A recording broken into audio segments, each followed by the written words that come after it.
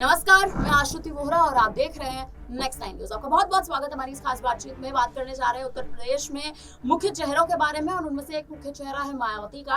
वो मायावती जो इस बार लोकसभा चुनाव में करारी हार का जिसने सामना करा और जिस मायावती के नाम पर लगातार कयास तेज थे कि उत्तर प्रदेश में दबदबा बना के मायावती ने रखा हुआ है, लेकिन वो दबदबा इस बार फीका पड़ता नजर आया। उस दबदबे के फीके पड़ने के कारण ये है कि मायावती जो है, मायावती की पार्टी की कमान थोड़ी ढीली पड़ती नजर आई है। कमांड ढीली पड़ने का कारण ये रहा कि मायावती की चुनावी रैलियों को रद्द कर दिया गया।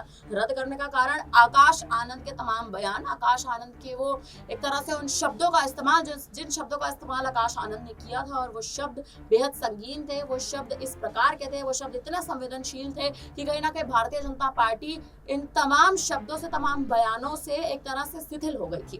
भारतीय जनता पार्टी पर झटका लगा था, भारतीय जनता पार्टी को भी झटका लगा था, और इसके बाद ही आकाश आनंद पर एफआईआर दर्ज कर दी गई थी। वो तमाम बयान हमने कई बार दर्शकों को बताए हैं, एक बार फिर से याद दिला देते हैं। उन्होंने भारतीय जनता पार्टी को ये कहा था, बीजेपी पर निशाना साधा था कि आतंकवाद की सरकार है, कहीं ना कहीं आतंकवाद से तुलना कर डाली थी। ये तक कहा था कि अगर कार्यकर्ता दिखाई दे बीजेपी के तो उन्हें डंडे मारकर बाहर निकाल दिया जाए। अब उसी मायावती की पार्टी की जो स्थिति है उत्तर प्रदेश में, और न केवल उत्तर प्रदेश में बल्कि पूरे देश में कहीं ना कहीं बेहद खराब होती जा रही है, एक तरह से दुर्भाग्यपूर्ण तरह से खराब होती जा रही है। मुद्दा उठता है कि अब मायावती आने वाले उपचुनाव में, जिस उपचुनाव के लिए मायावती ने ऐलान कर दिया है कि 10 की 10 विधानसभा सीटों पर और प्रत्याशियों को उतारेंगी, उसमें से एक सीट है बिजनौर की, जिस सीट पर मायावती के भतीजे आकाश आनंद चुनावी मैदान में उतर सकते हैं। लेकिन उन्हीं के सामने जो चुनावी मैदान में उतरेंगे वो है चंद्रशेखर आजाद की पत्नी।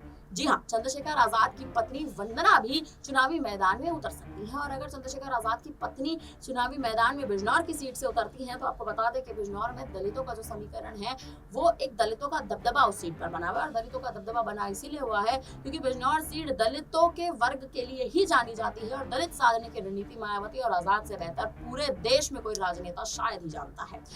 अब दलितों को साधने के लिए तो रणनीति चंद्रशेखर आजाद और मायावती अपनी अपनी पार्टियों के संग बना ही रहे हैं, लेकिन गठबंधन के लिए अभी तक कोई भी ऐलान सामने नहीं आया है, न ही आजाद की तरफ से, न ही मायावती की ओर से, कि क्या गठबंधन होगा या नहीं होगा। क्योंकि गठबंधन अगर दोनों पार्टियां करती हैं या दोनों नेता करते हैं, तो गठबंधन करके एक फायदा जो है वो ये मिलेगा कि दलितों को एकत्रित कर साधना आसान हो जाएगा। वही दूसरा मुद्दा ये कि आकाश आनंद जिस बार चुनावी मैदान में उतरे हैं, वहीं चंद्रशेखर आजाद की पत्नी जो चुनावी मैदान में उतरी है, इनके लिए जो स्थिति है वो कहीं ना कहीं साफ होती नजर आएगी। फिलहाल अब इस पर आपको क्या लगता है, आपकी क्या राय है कि क्या बिजनौर की सीट पर जो समीकरण है वो बदलता नजर आएगा या नहीं? इस पर आप क्या कहेंगे? आप हमें कमेंट करके जरूर बताइएगा, ताकि तमाम बड़ी खबरों के लिए बने रहे हमारे साथ। देखते रहिए नेक्स्ट।